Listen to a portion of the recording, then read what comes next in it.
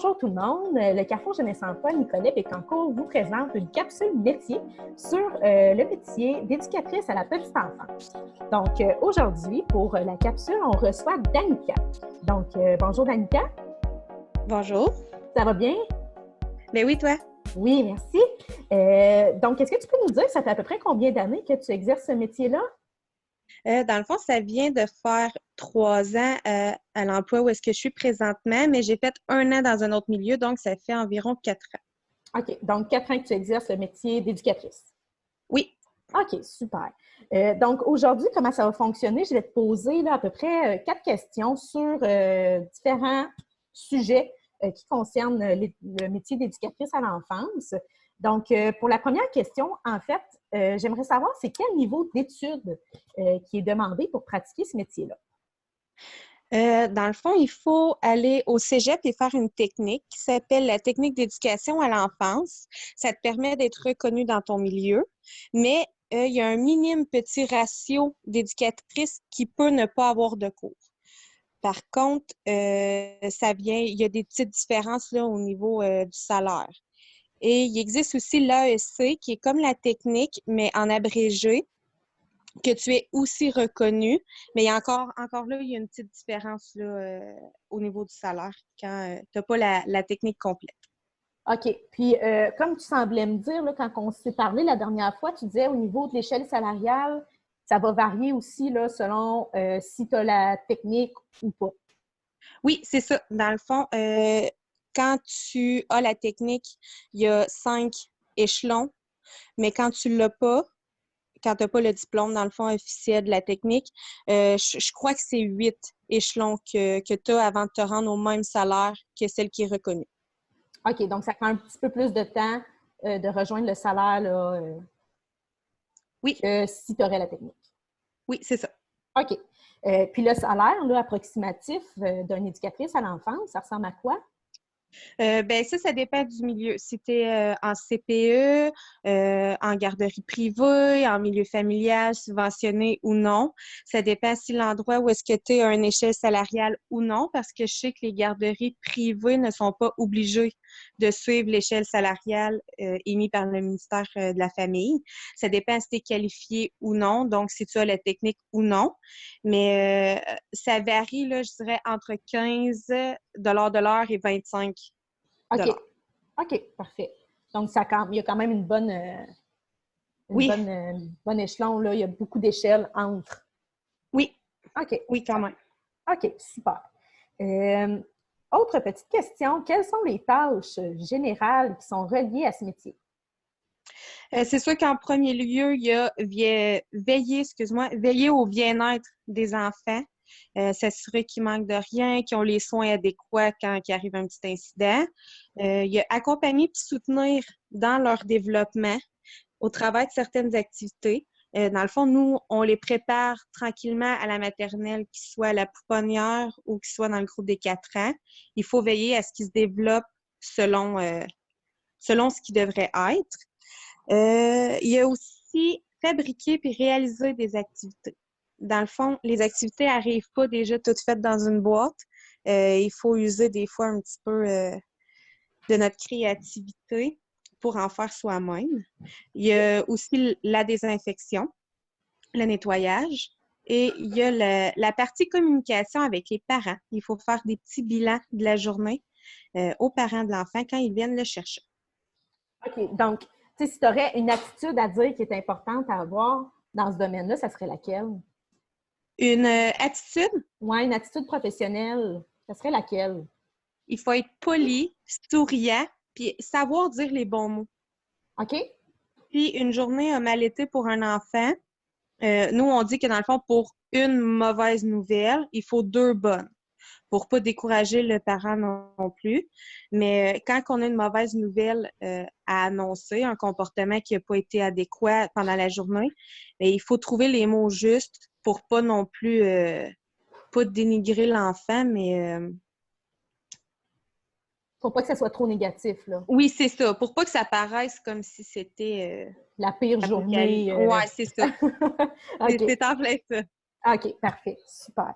Et la dernière question que j'aurais pour toi, ce serait, c'est quoi les principaux points positifs et les points peut-être à améliorer du métier d'éducatrice à l'enfance?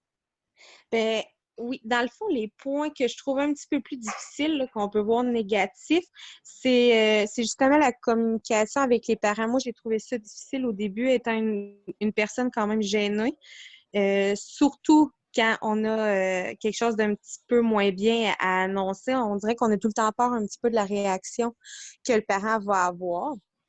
Fait que ça, parler avec les parents, c'est quelque chose au début, mais je pense que ça se replace là, à la longue, on crée un lien avec le parent aussi, puis ça devient de plus en plus facile.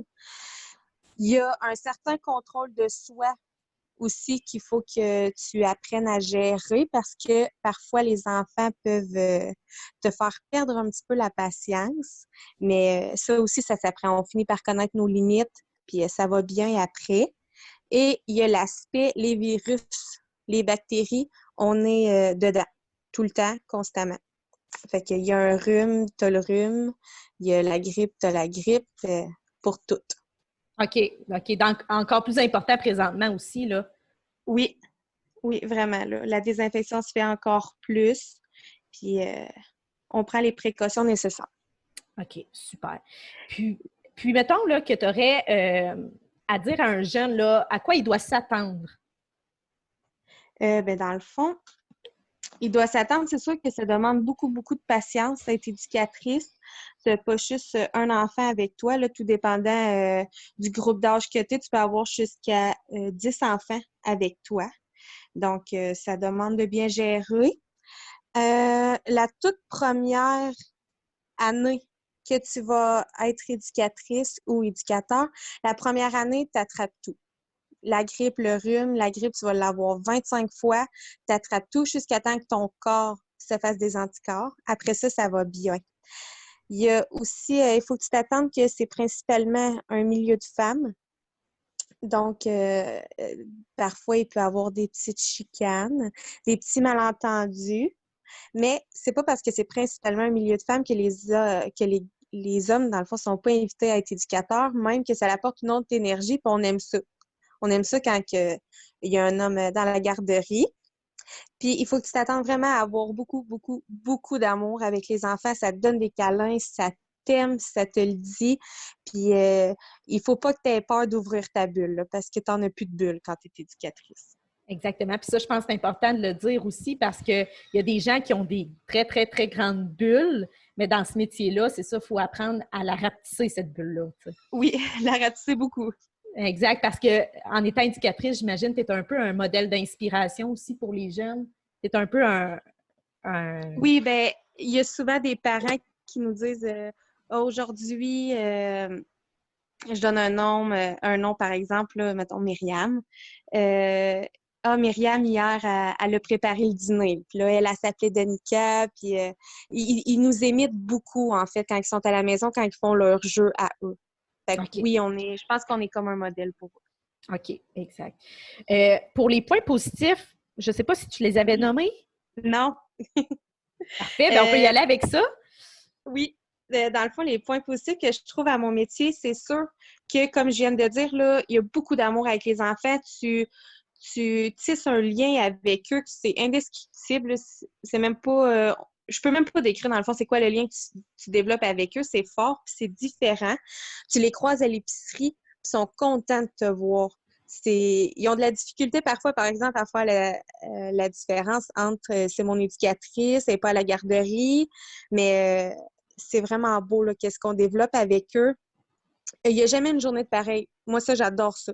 La routine reste la même, mais tes activités vont être différentes. Si tu avais prévu faire une activité quelconque, puis que finalement, il fait super beau dehors, puis tu décides d'aller dehors à la place, ben, tu y vas dehors. Tu n'as pas quelqu'un qui va te taper sur la tête parce que tu as changé ton activité. Tu as du plaisir, dans le fond, toute la journée. Oui, Quand c'est ça va ça. bien, tu as du plaisir toute la journée parce que tu t'amuses avec eux. Tu les suis dans leur développement, oui. Tu as des interventions à faire, mais moi, j'aime ça parce que moi, j'ai du plaisir.